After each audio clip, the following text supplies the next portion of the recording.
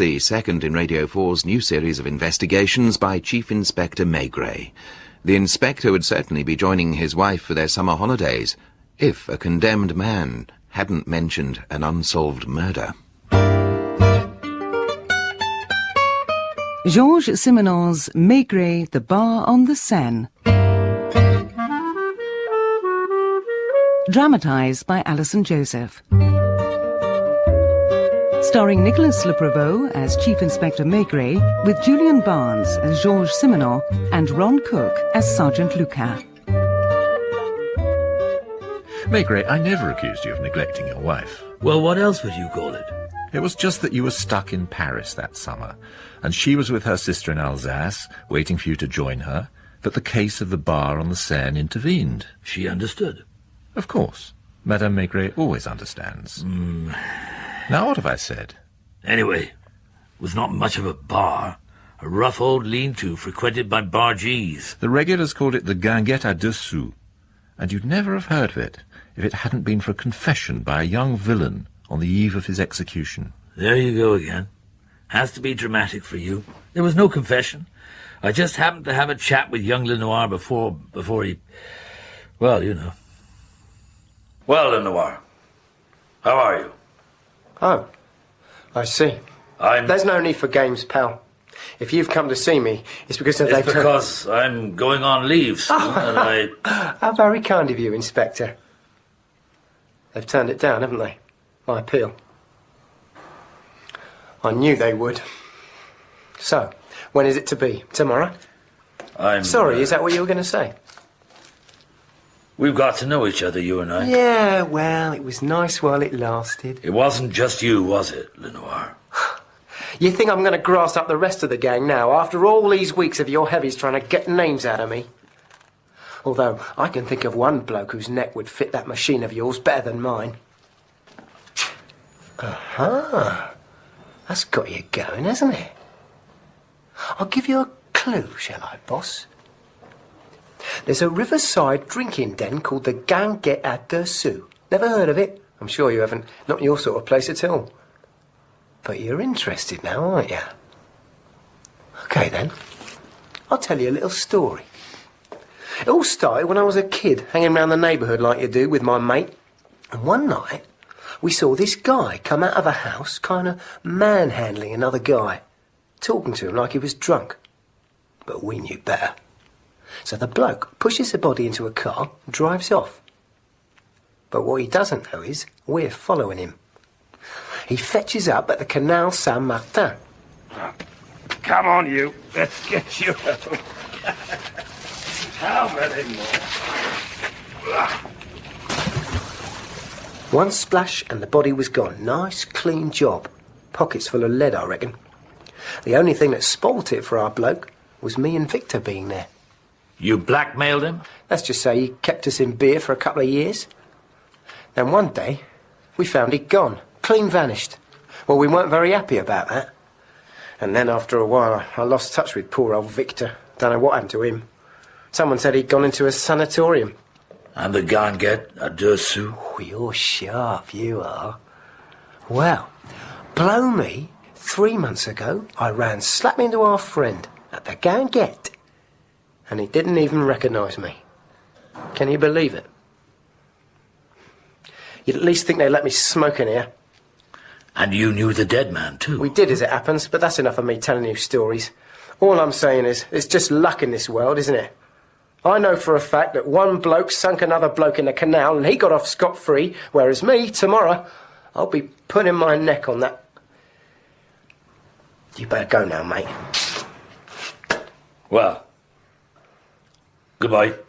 Tomorrow, people will be out in the streets enjoying the sun, and I'll be... As you say, it's just luck in this world.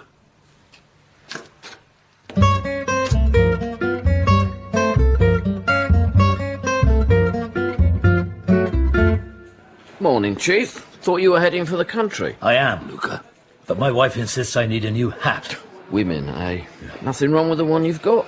By the way, have you heard of the guinguette à deux sous up by the river somewhere? No, never heard of it, Chief. Why? Oh, just something I heard about a body which was dumped in the Canal Saint-Martin 6 years ago. So, what's new? If you want to make someone disappear, Paris is the place to do it. Shall I check the records for you? No, nothing important. Just a story told me by a dying man. Perhaps you'd like to try this one, sir. Oh, still too small. Of course, sir. I'll just see what else we've got in your size. To look old, that's the thing. It's a fancy dress, you see. Oh. Yes. The whole thing's a bit of a lark. We're staging a village marriage at this place we go to, the Ganguette à Dessous. How about this one, sir? What? Yes, thank you. I'm to be mayor, you see, in the charade. Do you have one with a flat brim? That seems to be a perfect fit, sir. Yes, could I try that one there? Oh, that's better. Lovely, lovely. Just the thing. How much? 200. Oh, of course. Yes. Here you are. Thank you. I'll have this one. Goodbye. Here you are. Yes, thank you. Goodbye. Taxi! Follow that car.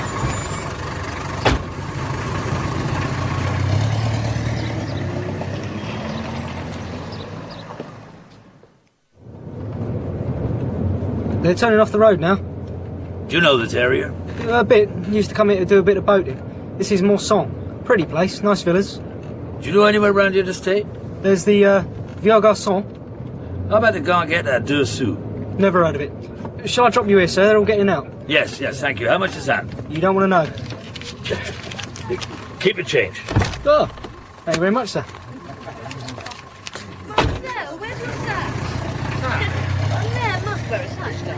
Where's the bride? Do I look all right? Red hair if you're going to be a parent. Ah, just the man we want. I beg your pardon? You can be our notary. You look like one, and we need a notary for the marriage contract. What a laugh it all is. But first, let me buy you a drink. Come along. Well, if you're sure. Did you see that? James kidnapping that poor old gent. What a cheat that man had.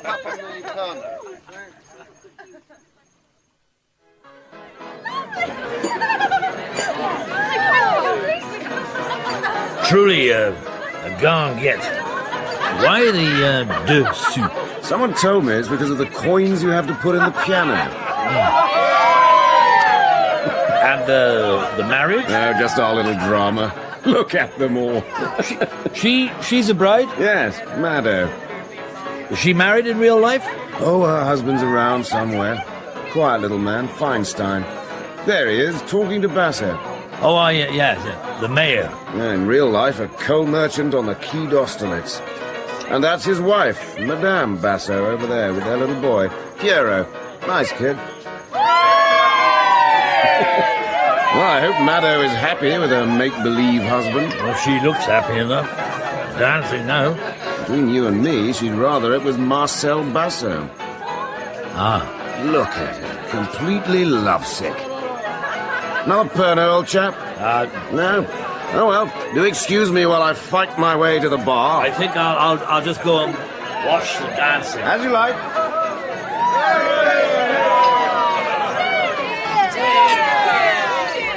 Could I trouble you for a light? Certainly.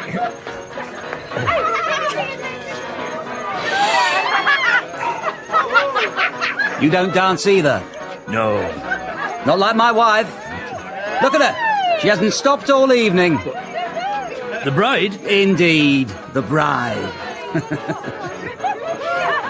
You look familiar. Have we met? Oh, this is possible. Perhaps you've come to the shop.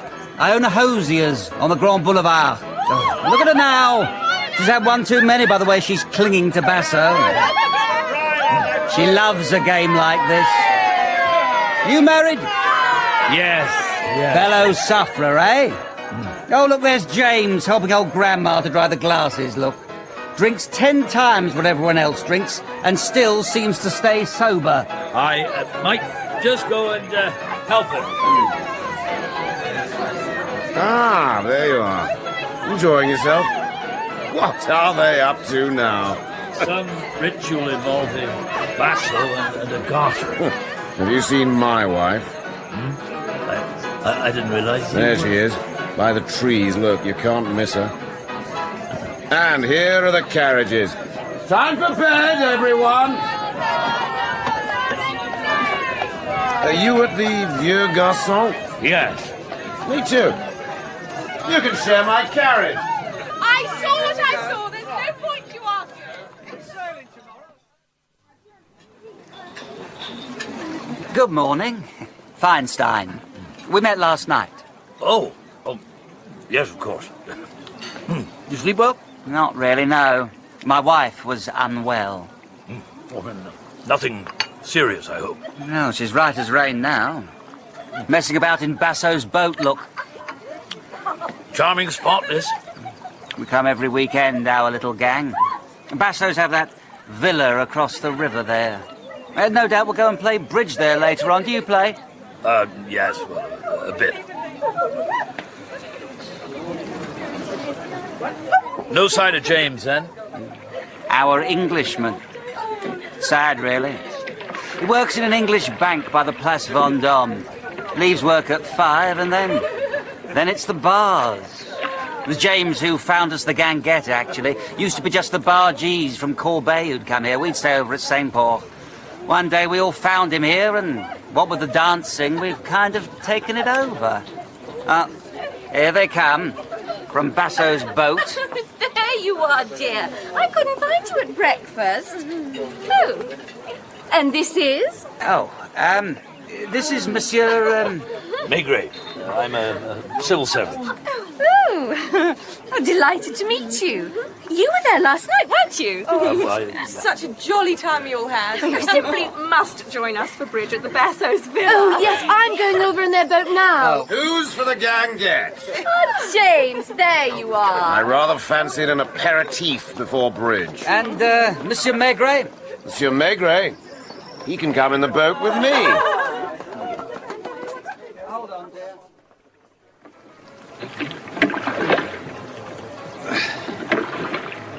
To be honest, bridge bores me.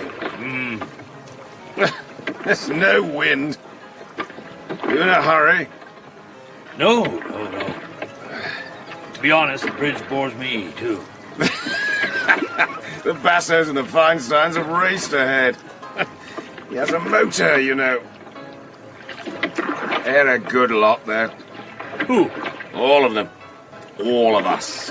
All slightly lost. Don't know what to do with ourselves. But life's like that, isn't it? Is it true you're a copper?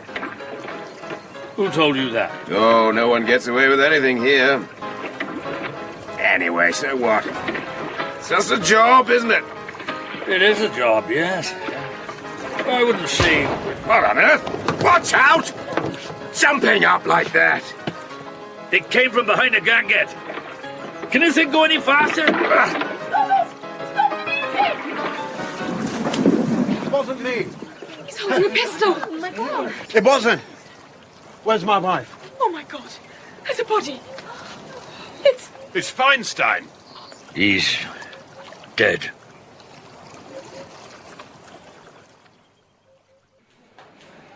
Morning, Chief. Nice weekend. Oh, you know.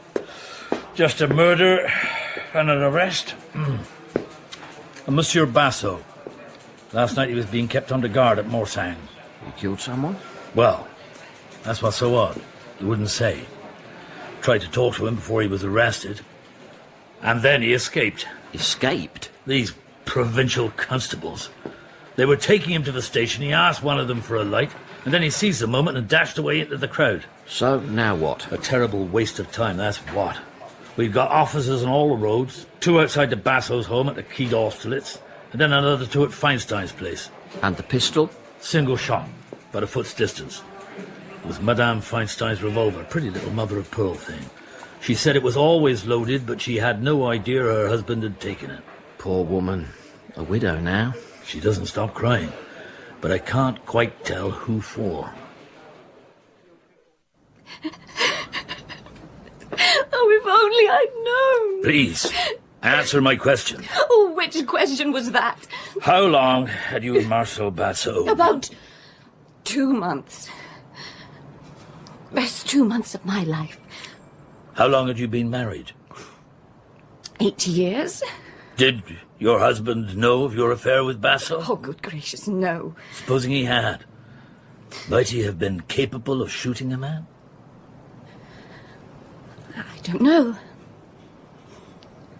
He was a strange man. Very, very reserved.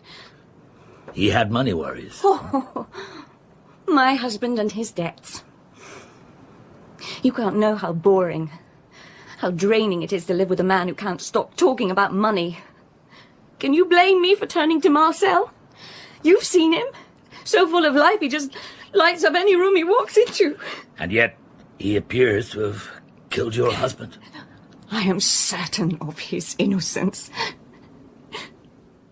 I am certain of his innocence. But, Madame Basso, flight is generally taken as a sign of guilt. My husband is innocent, I tell you. Madame, your husband was holding a revolver. The revolver belonged to that woman. It was some kind of trap, and it serves him right for... Anyway, what possible motive could there be? My husband has a successful business, a lovely family, a son who adores him. You ask anyone. They'll tell you that Marcel couldn't possibly have committed such a crime. She said that. She did. Well, suppose their life was as happy as anyone's. Another Pernod, Inspector? Oh, just the one in? Do you drink here often? The Taverne Royale. I'm afraid I have rather made the place my own.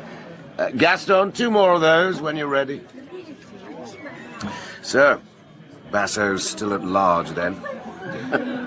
I don't suppose he's gone very far. What makes you say that? Look at those thunderclouds. Going to be another storm. Why do you think he fled? Oh, I've no idea. Perhaps he saw one drama coming to an end and searched around for a new one. Wouldn't you? Real life is so tedious in comparison, after all. Is that the time? My wife will be waiting for me. Same time tomorrow, old boy. I'll be here.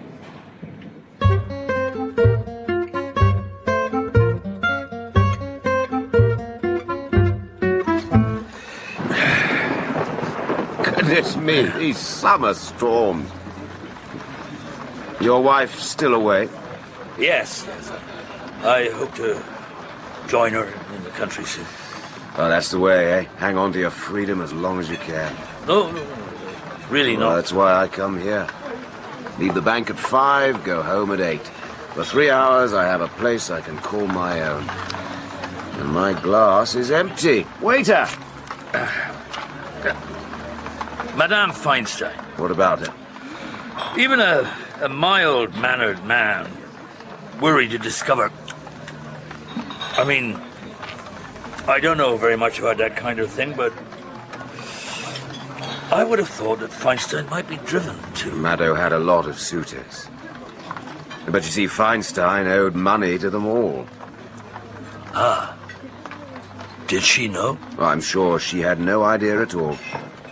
Feinstein had only to saunter up to her latest flame and ask for the loan of a few hundred francs.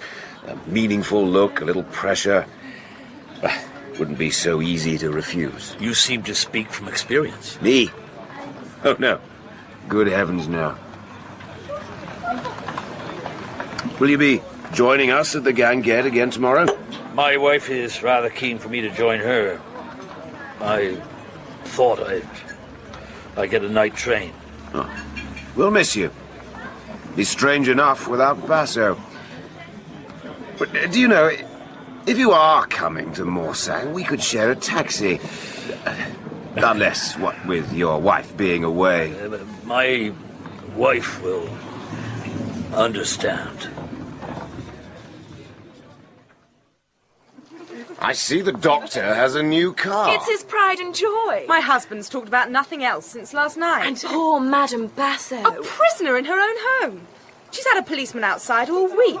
She said that It's shameful. Treating her like a criminal? We're going over to the Ganget for lunch. Are we rowing across? Needs must. Maigret's taken the dinghy already.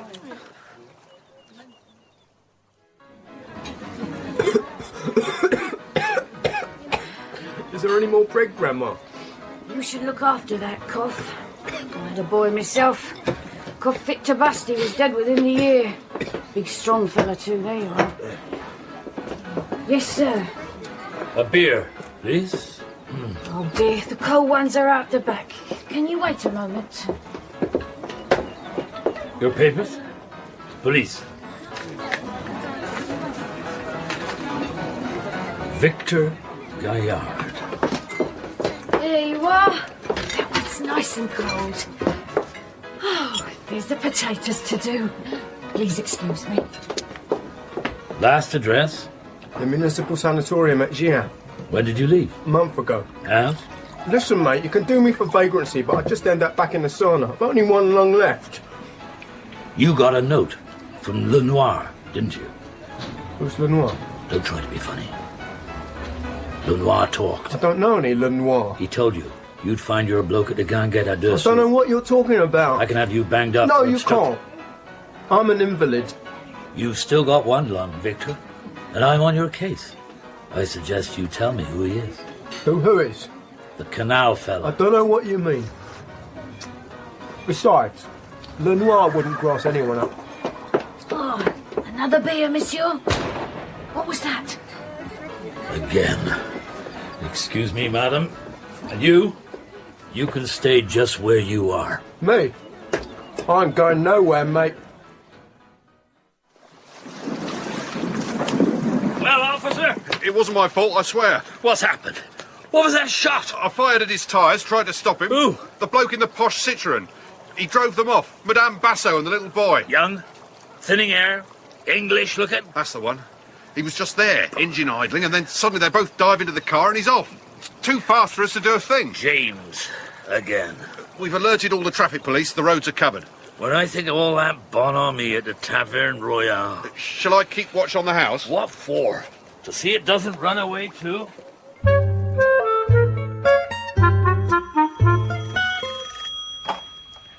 Maigret? Chief, is that you? What is it, Luca? They found the car. That bloke who nicked it, he was on the racetrack at Montclair, driving round and round with a flat tyre. Trust James. They've taken the car in for forensics. Good. And that lad you brought in, the one who coughs, he says he wants to talk to you. How very kind of him. I've been thinking things over. You have? Thing is, mate, a secret like the one I know, it's worth a lot of money. What I'm saying is, how about 30,000 francs? It's not a lot to ask. Just enough to keep me for the year or two I've got left. That's all the doctors have given me, you know. Did you bring me down here for that? You think it's too much? You can't frighten me, you know. If you'll excuse me, Victor, I have work to do. And I want a lawyer. You can't keep me here for more than 24 hours. I know my rights.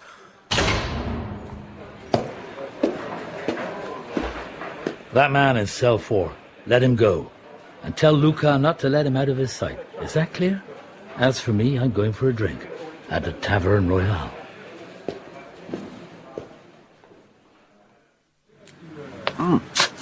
Maigret, old chap. I wasn't sure I'd see you here today. You mean after your appalling behavior yesterday? Basso's been a good friend to me. And you are to him. Like cashing him a cheque for 300,000 francs. I checked his accounts today. No, old man. Gaston? Poor old Basso. Last week he had it all. Money, wife, kid. Now he's a hunted man. Oh, I don't blame Maddo. And I don't blame him. No, not at all. It's the drama of the thing, isn't it, Maigret? Here we are, plodding along day by day. And suddenly we get the chance to break free of it, to live a little. You'd grab that chance, wouldn't you? And you? Well, let's just say I've had my moments. With Maddo? You're a man, Maigret. You've seen what she's like. Ah, the foolishness of the human race. One man dead, one on the run. Just for trying, just for once, to have a bit of happiness. But I bet I know what happened. Feinstein tackled Basso for some money. Basso said no. Feinstein whines on about ruin and dishonor, threatens suicide, brings out his wife's dinky little pistol. Oh, just for effect, of course. Basso lunges for the gun and... well, you know the rest. All on a lovely Sunday afternoon by the river. And there's you and your boys running around as if your lives depended on it. I'm a policeman, James. I have a job to do. A job? How many coppers are on Basso's case now? 90? 100? Everyone chasing around like ants just because someone's gone and poked the anthill. Another drink? Not for me, thanks. Gaston, the bill. In the end, Maigret, what difference does it make, your so-called job? Just because Basso seized his chance to live a little. Do you really blame him? Go on, then. My wife will be looking at the clock. It's all right for you. There's no one there checking on you tonight. Funny old life, isn't it? Being a copper? I meant being a man.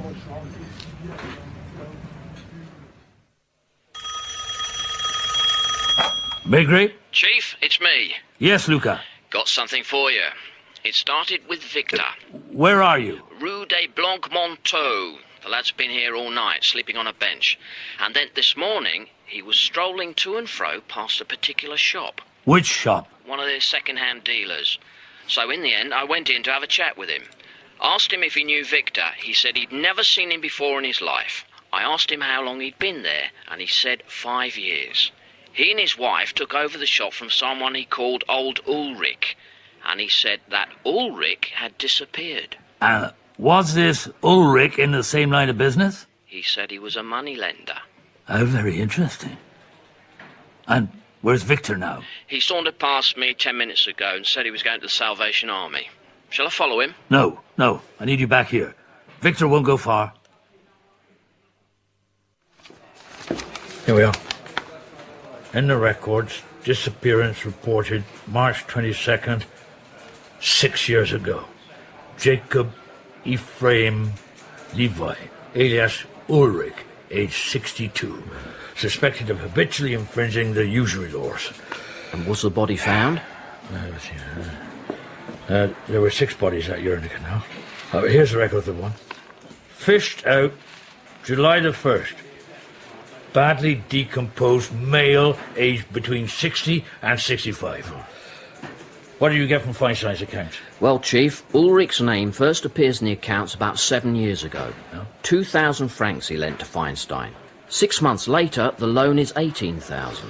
By the middle of March, when Ulrich disappeared, Feinstein owed him 33,000 francs. And then, nothing. Who took his place? For a while, nobody. Then a year later, he's in a tight corner again, but then he gets an overdraft guaranteed by Basso. Yes? Good. La Fertale will be right there. I might be able to appease my wife after all. They found a Basso family. I shouldn't have fled. I thought I could start a new life with my wife and son. And so you enlisted James to drive them here? With a rather large cheque, too? It was impossible, of course. Oh, I've been such a fool. Monsieur Basso, did you... Did I kill Feinstein? Strictly speaking, yes. Yes, I did. Were you in love with Mado? Don't you see? That's why I couldn't face a trial. The whole sordid tale. Me, the adulterer, Feinstein, the... blackmailer? But I had no proof.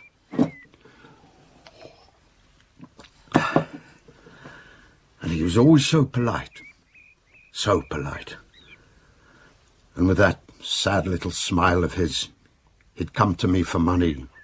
Just a bit to tide him over. How could he let his wife do without? He'd rather kill himself than deprive her of something she wanted. And that Sunday... He'd already asked me for 50,000 francs. That's a lot, even for me. So I said no. I'd had about enough of it. But then he made sure we crossed the river together, and he dragged me round to the back of the guinguette.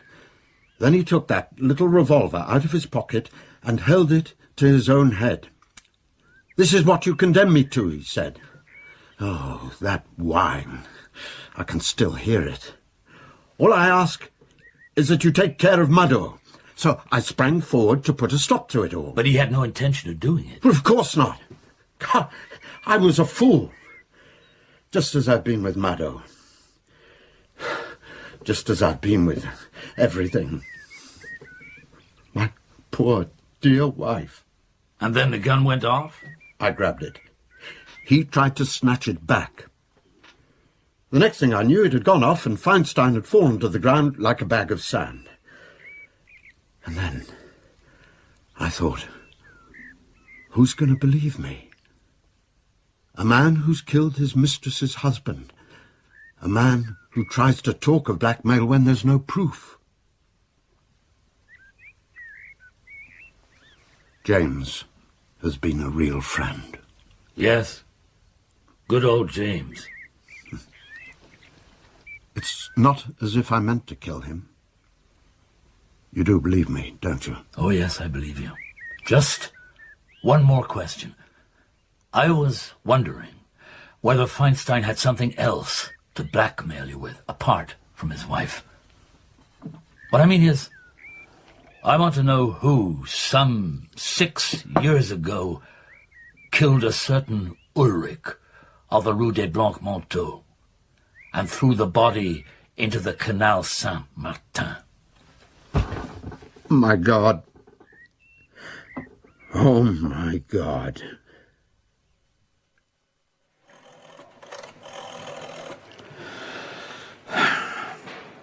Your Honor, good morning.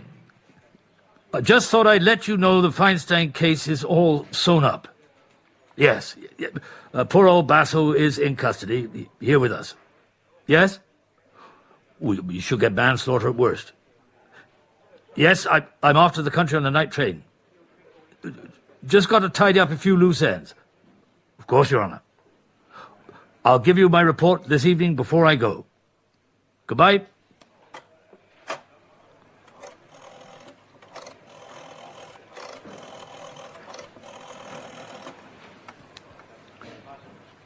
Look up. Yes, Maigret here. Is Victor still there? Good. I want you to arrest him. Oh, anything vagrancy will do for now. And Luca, this is very important. Put him in the cell with Basso. Yeah, got that? Right. And can you take any messages? I'll be out of the office for a while. For some reason, I fancy a Pernod. Maigret. James, I hoped you'd be here. Just like old times, eh? Just like old times. Look at those thunderclouds. There'll be another storm. Is it true what the papers say, that you've arrested Basso? Yes. Yesterday afternoon. Of course, you were absolutely right, old boy. Feinstein threatening suicide, Basso trying to help. All just as you said. Someone poked the anthill, and we all ran around. Ah, indeed. The anthill. Tell you what, I ought to pop in and see him. Would you like to come too? It's awfully kind of you. Drink up. Poor old Basso. Ah, it's a rum old business, isn't it? As you said, James, it's a funny old life, being a copper.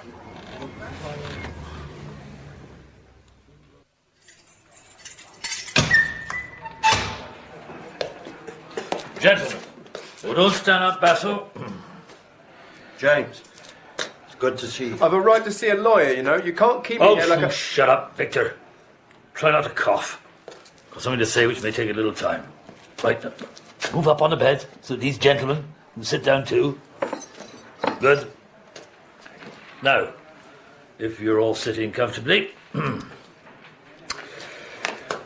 you all know about Lenoir, who went to the guillotine.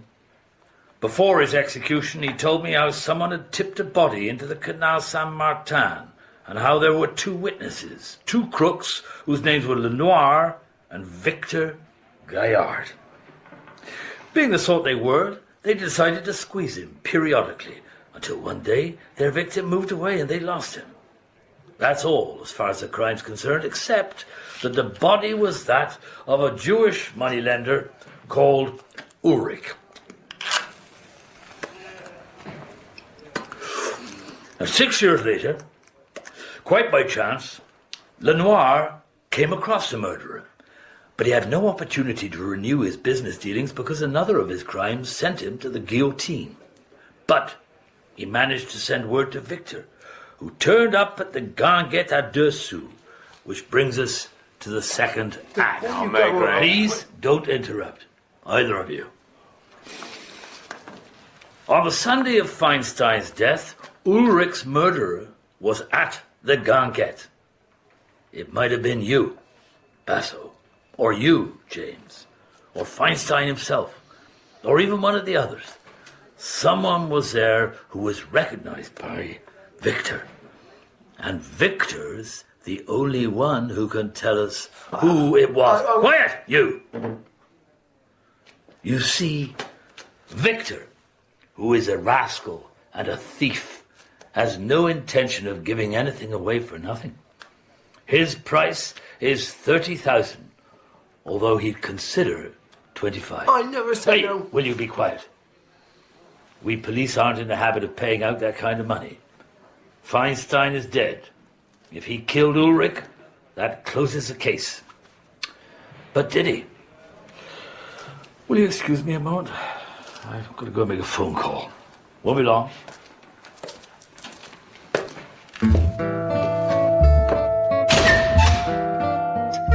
Yes, Your Honor, the murder of a certain Monsieur Ulrich 6 years ago. The murderer? That's what I'm about to find out, sir. Yes, I know I'm catching the night train. I'll know in, about 10 minutes, I reckon. No, I'm not joking. Of course, Your Honor.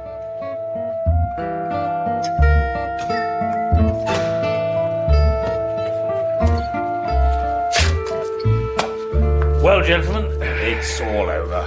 It would have been anyway. And my friend Victor here won't earn his 25,000 either.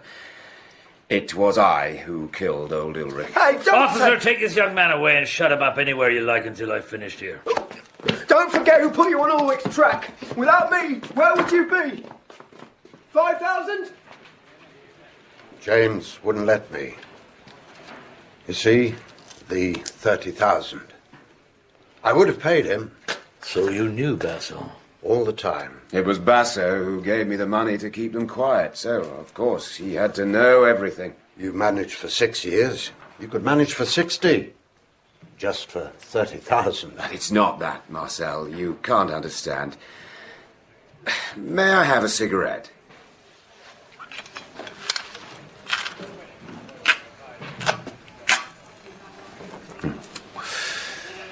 That no Pernod. Oh well. Suppose I'll just have to get used to that. And here's poor old Monsieur Maigret waiting for an explanation. It's all very simple, really. An everyday story. There I was, leading my quiet little life. Then I met Mado, and everything looked different. Secret meetings, champagne on ice. And as you know, romance has to be paid for. But I couldn't afford it. I was trapped. There you are, you see, Maigret. I told you it was boring. The only amusing thing about it was that it was my mistress's husband who gave me Ulrich's address. Did you borrow a lot? Hardly any at all to start with. It all seemed so easy. Until one night Ulrich came round, demanding more interest. Well, it had an odd effect on me to see him standing there, threatening to tell all. Actually, I only wanted to frighten him. But when I hit him, he shouted much too loudly. So I took him by the throat. You lost your head. On the contrary, I don't think I've ever been calmer in my life. Funny that, don't you think? I went out and hired a car, pinched some tools to weigh down his pockets, carried him down to the canal as if he was drunk, talking to him. Well, You know the rest. And Maddo? Oh, that dragged on a few more weeks, but my heart wasn't in it. And then our two friends turned up. Basso here was the only man I could turn to. I told him everything. That's funny. They say it does you good to confess, but it's not true. Nothing does any good. The only thing that would have helped would have been to start again from the beginning. No Maddo, no so-called romance, no debts. Ah, stupid, isn't it? So you just kept on drinking? And then poor old Basso here does the same thing. Really. We're all idiots. You know, if I hadn't been stuck in a boat with a copper at the time, I'd have tried to take the blame for Feinstein's death. We'd have been quits then, eh, Marcel? You should have let me pay that villain in the cell. Whereas now... Now everything's settled. I can wash my hands of everything. Of the bank, of the Taverne Royale, of my... what? But you'll be locked up. I suppose it'll be 20 years at least. Oh, James, I can't bear the thought. If I can, then you can. The trouble is, it's all you people, Maigret, with your endless judicial process. Get it over with as fast as you can, Maigret. There's a good chap. Just lead me to that cell. You know who I really feel sorry for? The waiter at the Taverne Royale. Perhaps you'll take my place there from time to time, Inspector. Of course, Maigret, he was English, wasn't he, your James? Perhaps that explains the sang-froid. It went beyond sang-froid, Simenon. That life of quiet despair, that tiny flat, that empty marriage. You see, I was mystified by James all the way through until I realized what it was all about. All those Pernod's in the Taverne Royale, all that easy familiarity with me. It was because he realized that through me, everything could come to an end. He saw that one day I'd put my hand on his shoulder and lead him to safety, really. 20 years of peace and quiet. It was what he wanted. And then you went to Alsace. Of course, as promised. I'm surprised your wife bothered to meet you. It must have been the 4th train she'd met. Madame Maigret has enormous reserves of loyalty, as you well know.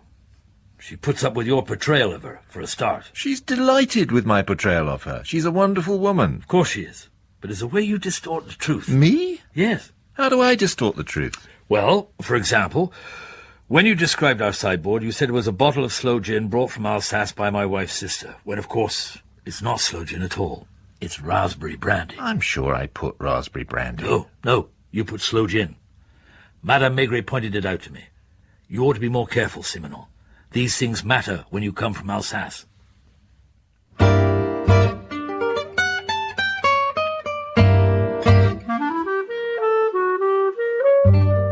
Georges Simenon's Maigret, the Bar on the Seine was dramatized by Alison Joseph, from the translation by Geoffrey Sainsbury.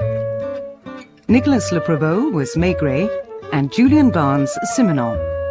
Sergeant Lucas was played by Ron Cook and James by Timothy Watson. Lenoir and Victor by Scott Brooksbank. Basso by Sylvester Moran. Feinstein by Jonathan Tafler. Maddo by Tracy Wiles. And Madame Basso by Rebecca Egan.